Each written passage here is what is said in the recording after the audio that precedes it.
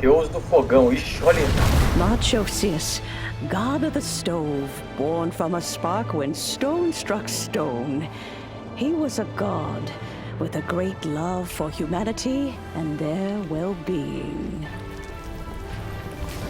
Millennia ago, the people sought to expand their city. They built a dwelling on the plains and called it the Gwali Assembly. The stove god cared greatly for the people, turning himself into minions who went into every home, fostering food and solidarity alike. Alas, their home was taken by a flood. The waters ravaged the Gwali Assembly and forced the people back south to Liyue Harbor. Though the distance was not far, the journey was plagued by a terrible storm. For a dozen days, the Adepti stayed by their side.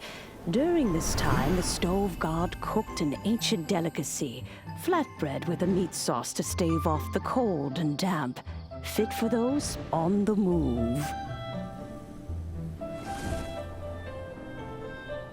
Centuries later, disaster and plague arose once more.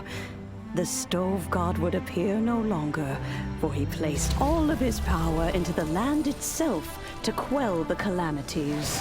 His power expended, and his wits greatly reduced. Thus his body decreased in size. By the time he parted ways with us, he wasn't even the height of a human. He told Rex Lapis and I of the dishes that bring joy and of the secrets of the flame, then went into the mountains and entered into a long slumber.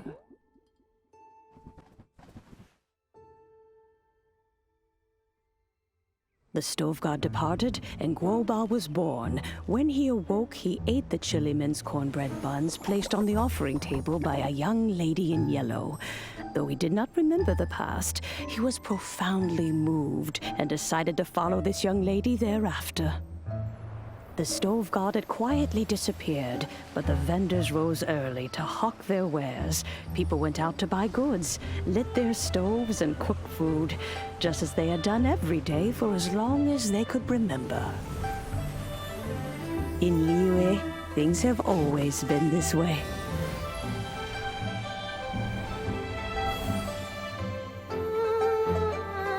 Nature provides, the mountains rejoice. We are blessed by heaven's good grace. Years have gone by. The world has transformed, but our way of life survives.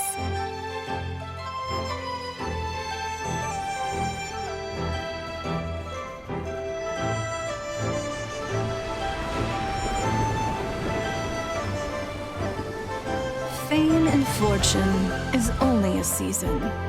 It is the moment that we should embrace.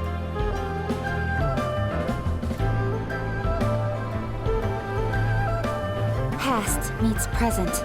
Heritage becomes legacy. Long into the future may we thrive. You once told me that dining is the profoundest of customs in the human world. To eat well is to consume vitality itself. And to drink well is to partake of the very essence of the world. It is a matter of paramount importance, you said, for people cannot face the arduous journey ahead on an empty stomach. At once a humble affair and a profound one. A humble meal of maize and spring water is also profound in that. By ensuring one's survival, it paves the way for millennia of human history and culture to come. My dear friend, Liyue has changed so much while you have slept. Looking at the prosperity and... Guoba, this is kind of a huge deal. Why didn't you say anything? He is not who he once was. Even the power of speech evades him now. There's no way he could have told you.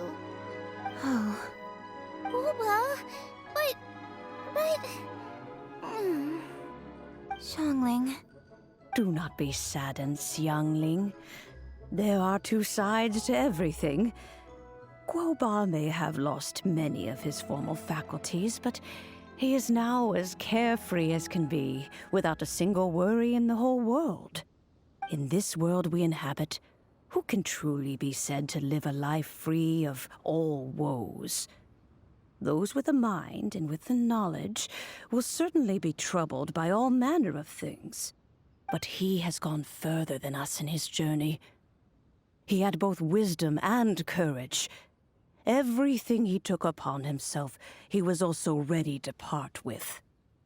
His carefree demeanor today is a testament to the fact that he is at rest. So since you are his friend, take good care of him. Go out to walk and play. Allow him to eat, drink, and be merry. I will! You can count on me! Xiangling, you have an adeptal affinity. Guoba follows you around because he has respect for you. The moment he awoke, he was met with a familiar flavor in the chili mince cornbread buns he ate. After all that time, he still recognized the dish he had invented, and he approved of you as the one who had cooked it. That's right. The taste of one's home cuisine always brings back memories of home. Though he remembered nothing, eating the food you had cooked gave him a feeling of familiarity. That is why he stuck by you. You may be the first person in history to give the stove god the experience of being a satisfied customer. That makes you quite a remarkable chef. If that's true, I couldn't be happier. Because putting a smile on customers' faces is what we chefs are called to do. Well then, it's getting late and I still have things to do. Time for me to say goodbye. Traveler, Paimon, Xiangling, thank you all very much. I look forward to spending more time together in the future. I guess my dad's probably heard the good news already, but I should still go catch up with him. Master, it's been a while since you came by. Why don't you join me? He thinks about you all the time, you know. He's always telling me to invite— Oh, goodness me.